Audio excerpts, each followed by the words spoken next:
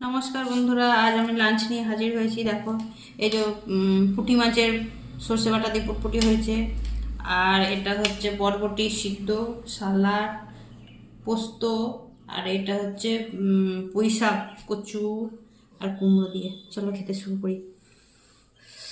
গরম গরম ভাত, প্রথমে এ দিয়ে খাবো, বরবটি মাখানি।